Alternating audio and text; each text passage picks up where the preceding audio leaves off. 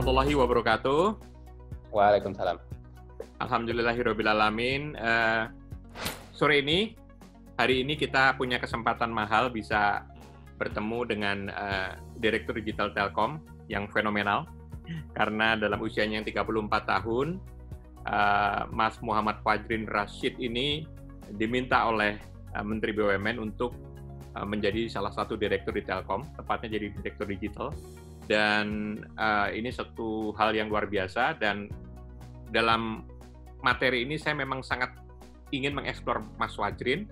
Saya minta izin saya panggil Mas saja, karena sangat muda, 34 tahun, luar biasa. Untuk lebih kepada konten perjalanan dalam menuju ke titik ini, ya kira-kira begitu. Baik, Mas Fajrin, saya pertanyaan pertama gini, bisa nggak sharing tentang bagaimana prosesnya waktu pertama kali diajak untuk bergabung di Telkom, dan apa dalam pemikiran Mas Fajrin pada saat itu sehingga mengatakan iya dan bersedia gitu untuk reason apa? Mengingat Mas Fajrin sudah panjang dan lama di dunia yang sebetulnya bukan di BUMN, di swasta. Silakan, Mas. Ya, mungkin kalau ditanya bagaimana proses ke sini itu cukup panjang sebenarnya begitu ya, tapi mungkin yang bisa saya summary-kan adalah kalau di perusahaan sebelumnya kan saya bergerak di bidang startup lah ya, tech startup yang barangkali kita semua tahu industri yang sangat agile, dinamis, penuh dengan eksplorasi. Jadi ini semacam satu sisi ekstrim dari sebuah spektrum begitu ya, di mana dunia startup dan lain-lain yang sangat mungkin bertolak belakang dengan dunia yang sangat birokratis di sisi ekstrim lainnya begitu kan. Nah, tetapi startup saya Bukalapak begitu ya, ini awalnya memang ketika kita bicara soal startup di fase awal memang seperti itu begitu kan.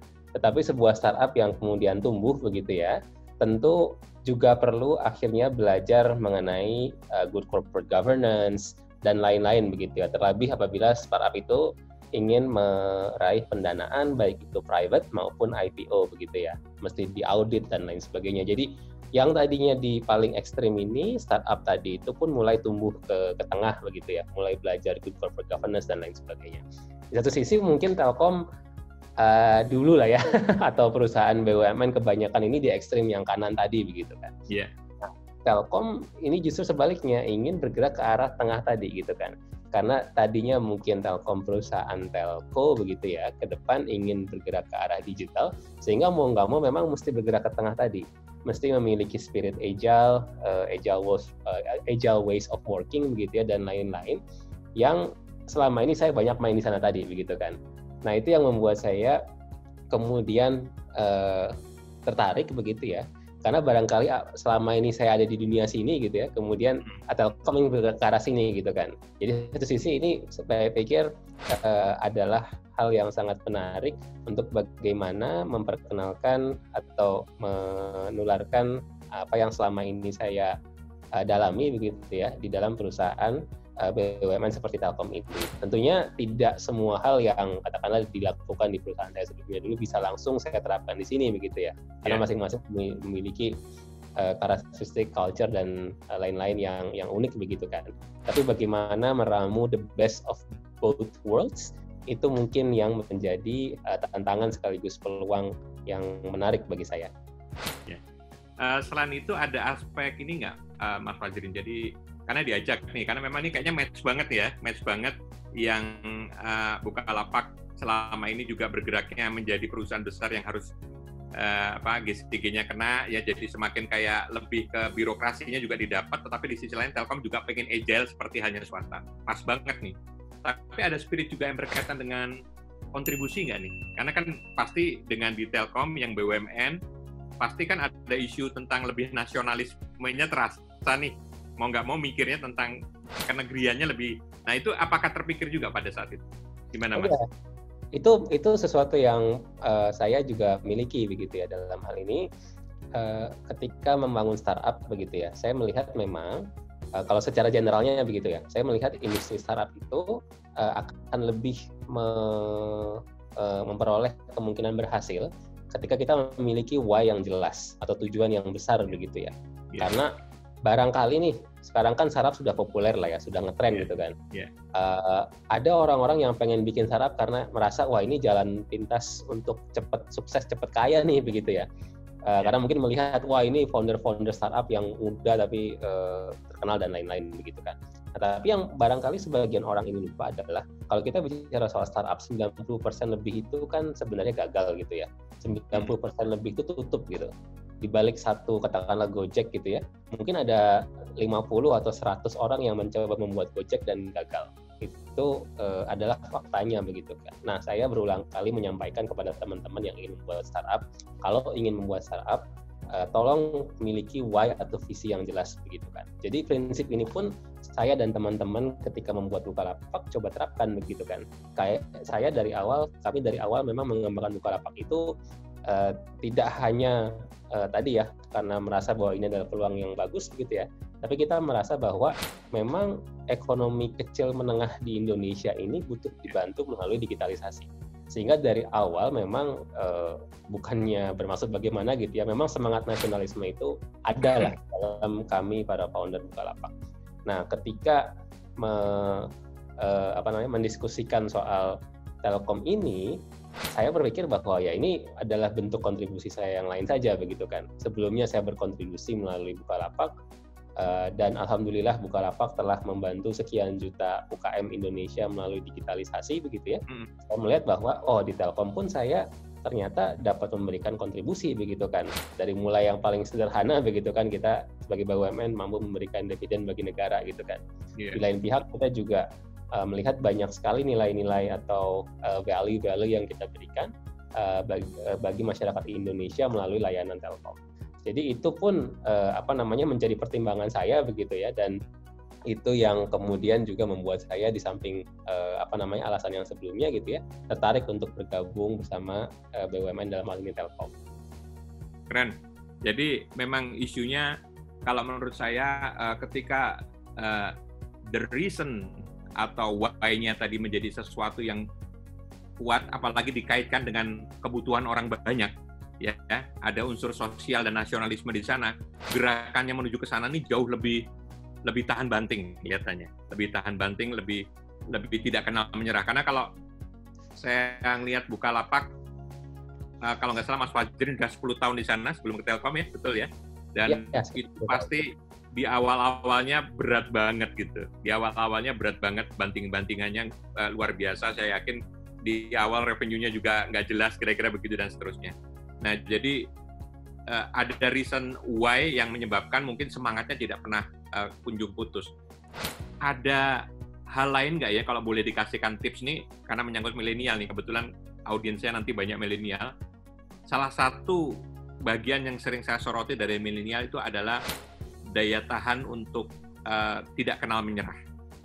Dan ada nggak nih tips? Karena kebayang ya, waktu itu 10 tahun yang lalu Mas Fajrin begitu muda, tapi menghadapi satu situasi yang sangat, kemarin itu di Bukalapak mestinya masih sangat tidak tentu dan segala macam. Apa yang membuat, selain tadi why yang kuat ya, ada reason lain nggak yang membuat Mas Fajrin dan teman-teman bersama Mas Zaki, ya Mas Nugroho itu bisa bertahan dan terus bisa ngejar sampai dengan sekarang? Bisa di-share? Ya, jadi turunan dari why itu adalah kemudian what dan how-nya begitu kan. Dan ini kalau kita bicara soal milenial ini, itu adalah generasi yang barangkali sangat connected secara virtual begitu ya. Akan lebih baik ketika hal itu juga divisualisasikan. Jadi contoh di Bukalapak dulu kami sering sekali gitu ya mengadakan kopdar, istilah kami gitu ya, kopdar para pelapak atau para UMKM gitu. Kemudian kami juga kemudian kami juga suka mengadakan atau meminta testimoni dari pelapak-pelapak yang sukses gitu. Awalnya kami membuat video testimoni dan kopdar itu untuk memberikan semangat atau motivasi bagi UKM lain. Jadi ini loh bahwa ternyata jualan di Bukalapak itu bisa loh sukses, bisa loh omsetnya naik yang tadinya mungkin jutaan rupiah jadi puluhan juta dan ratusan juta dan lain sebagainya. Nah, tapi ternyata itu juga kemudian menjadikan motivasi bagi kami juga, begitu. Karena kemudian kami menyaksikan sendiri orang-orang yang tumbuh melalui platform kami, begitu ya. in a way itu kemudian menyebabkan kami berpikir bahwa kalau kita menyerah sekarang nih gitu ya, apa yang terjadi dengan para UKM tadi gitu kan. Sebaliknya kalau kita terus mengembangkan Bukalapak gitu ya, barangkali akan lebih banyak lagi orang-orang seperti mereka yang bisa kita bantu gitu kan. Contoh paling mungkin yang waktu itu cukup menyentuh bagi kami adalah ada pelapak dari suatu daerah gitu ya, saya lupa persisnya Blitar atau Jombang atau sekitar situlah gitu ya. Beliau cerita gitu bahwa jualan di Bukalapak setahun 2 tahun gitu ya, akhirnya berhasil memberangkatkan umroh sekeluarga gitu. Nah, saya aja belum pernah umroh gitu. Jadi waktu itu terus terang, waduh, luar biasa ya gitu kan, apa yang ternyata menjadi impact yang awalnya mungkin kita nggak kepikiran sama sekali bahwa ternyata kita bisa membuat orang-orang merasakan manfaat seperti itu gitu. Nah, tapi dengan hal-hal seperti itu kita akan memiliki motivasi yang lebih gitu kan, bahwa apa yang kita buat ternyata bermanfaat untuk orang lain. Nah, kalau misalkan kemudian dari situ kita kemudian sukses atau kemudian ya katakanlah terkenal dan lain-lain, itu menurut saya ya side effect saja gitu kan. Jadi jangan mencari side effect-nya itu gitu kan, tapi fokus ke why dan visualisasi benefit tadi gitu ya, yang lain akan ngikutin lah. Iya, menarik. Jadi tadi itu kesuksesan yang lain-lainnya ternyata side effect, side impact ya. Nah tadi betul sekali, tadi why itu kayaknya yang paling dalam, terus kemudian di luarnya ada how-nya, dan terakhir sebenarnya what-nya ya. Kemudian kenapa Bukalapak itu lahir, ternyata ada how-nya, dan how-nya tadi ada strateginya tadi. Dan saya mencatat di sini spirit-nya itu juga ternyata akumulasi ya, tidak langsung di titik itu, tapi begitu menyaksikan ada experience ya, pengalaman-pengalaman yang dialami, itu yang menambah spirit-spirit baru, sehingga kemudian menuju ke sana titik itu. Kira-kira begitu ya Mas ya? Jadi betul. Luar biasa ini. Nah, di Bukalapak sendiri 10 tahun itu bisa dibilang mulai recover-nya itu di tahun keberapa, Mas Fajrin? Ya boleh dibilang beberapa tahun lah ya, persisnya mungkin ya agak-agak ini juga, tapi beberapa tahun lah gitu ya. Artinya memang kalau kita bicara soal bisnis digital terutama gitu ya, ada yang itu bisa langsung kelihatan lah ya seperti itu. Tapi ada juga yang memang membutuhkan waktu.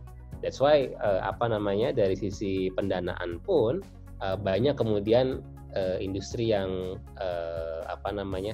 venture capital yang tumbuh begitu kan. Karena memang mereka melihat potensi bisnis digital yang barangkali memang membutuhkan waktu beberapa tahun gitu kan. Tapi kalau misalkan berhasil, return on investment-nya bisa ratusan atau bahkan ribuan kali lipat gitu. Saya ingat salah satu visi awal Bukalapak itu return-nya tuh ribuan kali lipat gitu. Nah, ini yang menyebabkan lagi-lagi soal tidak mudah menyerah tadi itu menjadi penting lagi gitu kan. Karena kesuksesan itu memang membutuhkan waktu dalam dunia digital ini gitu. Betul, luar biasa. Baik,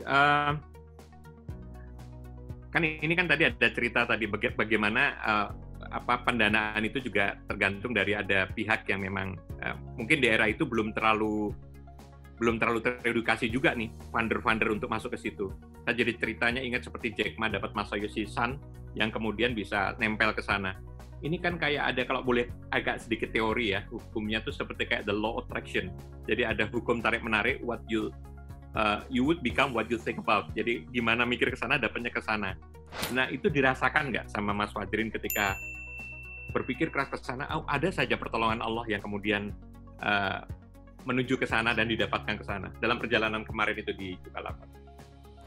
Saya pikir iya ya, karena kalau saya melakukan flashback lah ya terkait dengan perjalanan Bukalapak itu, kadang-kadang ada momen-momen yang rasanya itu bukan sesuatu yang kami rencanakan. Contoh, ada 2 kasus pendanaan ya. Yang pertama itu tahun 2011.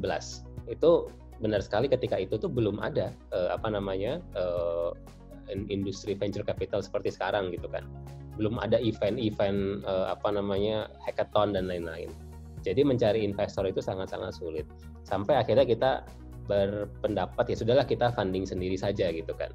Kita melakukan kayak side project gitulah ya, bikin website buat siapalah dibayar untuk funding bisnis ini gitu. Nah, side project itu gitu ya. Gampangnya gini, misalkan saya pengen bikin website buat Waskita gitu atau buat Telkom misalnya gitu ya. Terus kita dibayar berapalah gitu ya untuk membuat website itu 100 juta, 200 juta atau berapalah gitu. Nah, ada satu calon klien kita gitu ya, pengen bikin website apa saya lupa gitu ya. Kemudian kita presentasi kan, kita semacam pitching lah. Oke, Pak, saya pengen bikin website buat perusahaan Bapak, kira-kira konsep kami seperti ini gitu kan. Kemudian kita juga tunjukkan portofolio yang kita sudah buat gitu kan. Katakanlah, kita sebelumnya bikin website buat perusahaan A, B, C, D, dan lain-lain gitu kan. Di portofolio itu, kami menampilkan Bukalapak. Jadi, by the way, kami juga mengembangkan nih, contohnya satunya Bukalapak dan lain-lain gitu kan. Nah, ketika melihat portofolio tadi, si calon klien itu kemudian malah tertarik, apa nih Bukalapak gitu kan? Itu website website kami Pak gitu kan. Kami kembangkan untuk ide ini seperti itu gitu kan. Beliau tertarik gitu kan.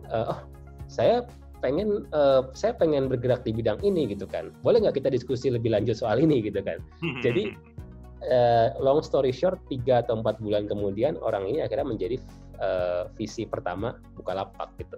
Yang tadinya kita nggak mencari gitu ya, ternyata orang tadi pengen berinvestasi di Bukalapak dan akhirnya menjadi investor. Yang kedua pun juga kurang lebih sama gitu, kita lagi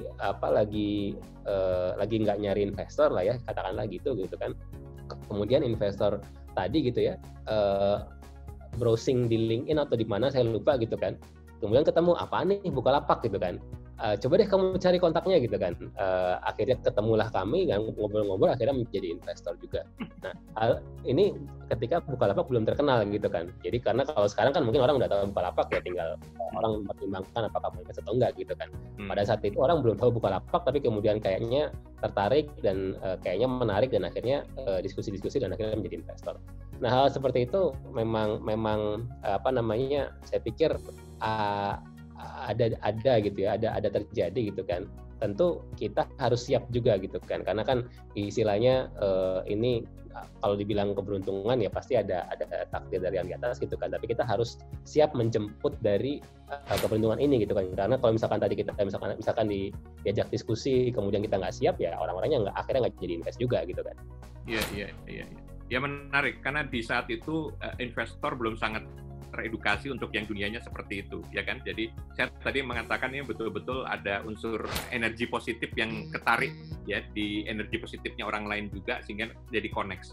Seperti halnya seperti Mas Fajrin sekarang ke Telkom pun jadi seperti ya connect juga. Ini kan dua hal yang sebetulnya sama-sama bergerak dan pengen ketemu di tengah. Menarik.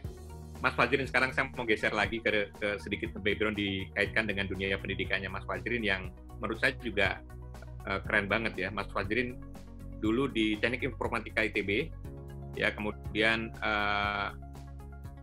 GPA-nya sampai 4, summa cum laude, luar biasa. Terus kemudian melanjutkan juga di sekolah bisnis di Harvard ya, juga di mana tuh Pak? Di Stanford ya. Kemudian banyak belajar banyak hal. Nah ini tips juga nih, kita pengen tahu nih, Mas Fajrin dalam konteks belajar. Kan itu kayaknya penyerapan dan kesuksesannya juga luar biasa, sehingga apa yang diterapkan setelah bekerja jadi juga maksimal. Ada tips nggak gimana sih sebetulnya untuk sukses dalam proses belajar tadi? Bisa di-sharing? Mungkin klise tapi bisa diawali dari kita mencoba mengenal potensi kita lebih dalam lah ya, kasarnya gitu. Mengenal potensi ini artinya kita mengetahui di mana kelebihan kita dan di mana kekurangan kita begitu kan. Sehingga kalau dulu saya ditanya gitu kan, wah dulu belajarnya gimana pas kuliah gitu kan. Karena saya juga sebenarnya cukup aktif juga di organisasi kemahasiswaan dan lain-lain gitu kan. Nah, jawaban saya simpel ya, kalau misalkan kita ngerti diri kita dengan baik gitu ya, kita ngerti di mana kekurangan kelebihan kita gitu ya, sehingga untuk katakanlah mata kuliah yang kita tahu kita kuasai gitu ya belajarnya nggak usah lama-lama gitu kan. Sebaliknya kalau misalkan mata kuliah yang kita tahu kita itu lemah ya kita alokasikan waktu yang lama gitu kan. Contohnya saya kurang kuat di bidang yang hafalan gitu ya. Dulu meskipun kuliah IT tapi ada juga mata kuliah hafalan gitu ya, kayak menghafal perangkat-perangkat komputer dan lain-lain ya. Nah itu ya saya pahami bahwa saya kurang kuat di situ sehingga saya butuh waktu lama di situ gitu kan. Sebaliknya mata kuliah yang analisis, hitung-hitungan itu saya cepat gitu ya, sehingga saya saya bisa alokasikan waktu lebih sedikit di sana. Jadi itu yang pertama. Yang kedua mungkin akan lebih mudah bagi kita untuk menangkap sebuah materi gitu ya, atau sebuah insight, sebuah ilmu gitu ya, ketika kita bisa memetakan juga sebenarnya apa sih manfaat ilmu ini di kehidupan kita begitu ya, atau terkaitannya dengan pekerjaan, kaitannya dengan kaitannya dengan role atau peran yang kita miliki sekarang gitu, sehingga kita tidak hanya kuliah atau belajar hanya untuk kewajiban tertentu begitu ya, tapi memang kita melihat ini benang merahnya di sini, ini kira-kira ilmu ini bisa bermanfaat untuk ini dan lain-lain. Ya, jadi memang memahami diri sendiri itu menjadi penting ya, strength weakness-nya ada di mana, terus ngatasi yang weakness-nya tadi kan, kira-kira gitu ya, mungkin dengan kolaborasi dan segala macam dan seterusnya. Terus tadi menarik, jadi ketika kita sekolah untuk sesuatu ilmunya karena mau dipakai sebagai bagian titik tertentu, memang ini mau dipakai, jadi belajarnya jadi beda kan, bukan mempelajari satu teori, tapi mempelajari ini bakal mau dipakai, kayak orang tentara mau perang tapi udah bayangnya mau dikirim ke Papua nih, yang kira-kira gitu, latihannya jadi lebih sungguh-sungguh kan, kira-kira begitu ya. Menarik. Nah, dalam konteks belajar tadi dalam perjalanan ya, artinya kan belajar kan tidak hanya di kampus nih, dalam perjalanan pun kan pasti ada pembelajaran yang Mas Fajrin ambil nih. Itu gimana nih caranya Mas Fajrin untuk dapat ilmu cepat dari lingkungan gitu? Kalau di sekolah kan jelas ya, ada pelajaran, ada formal learning, ada ini. Tapi kan kalau lingkungan ini kan ada tekniknya tersendiri nih, supaya kita jadi cepat belajar dari lingkungan, dari orang-orang pinter yang di sekitarnya Mas Fajrin gitu. Kira-kira gimana Mas? Coba di-share Mas. Ya, mungkin ini juga sesuatu yang barangkali saya juga sambil mempelajari juga lah gitu ya, sesuatu yang saya learn by doing juga lah gitu kan. Tapi kalau saya mungkin melihat apa kira-kira 2-3 important elements-nya begitu kan. Jadi kita nggak harus menggrasp seluruh konsep gitu kan, tapi barangkali 2-3 hal yang penting gitu kan, dan sisanya mungkin kita bisa park dulu gitu ya, atau kita coba synthesize tadi gitu. Jadi ternyata kira-kira katakanlah ketika masuk Telkom gitu, saya inilah banyak sekali divisi, banyak sekali anak perusahaan dan lain-lain gitu kan. Saya pada intinya saya berusaha untuk yang intinya apa sih anak perusahaan A gitu ya, intinya apa sih di rektorat A gitu kan, intinya apa sih produk ini, intinya apa sih produk ini gitu kan. Kemudian saya ya berusaha untuk terus meningkatkan ide-ide terkait dengan masing-masing tadi gitu kan. Dan mungkin juga yang tidak kalah pentingnya juga jangan malu untuk bertanya gitu kan. Dan fortunately saya sebagai yang sangat baru di sini gitu ya, orang maklum gitu ya, ini baru gitu kan. Jadi kadang-kadang contoh di Telkom ada istilah-istilah yang teknis gitu kan, singkatan-singkatan yang buat orang dalam mungkin jelas, tapi buat orang luar nggak tahu gitu kan, itu singkatan apa sih sebenarnya gitu kan, seperti itu.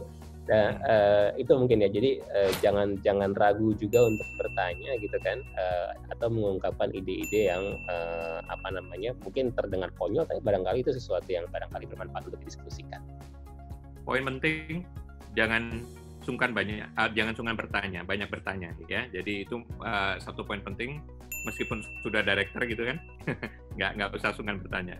Poin penting. Nah, menariknya begini, untuk belajar dari lingkungan, tadi kan harus banyak bertanya, banyak diskusi tadi gitu ya Mas ya, dan segala macam.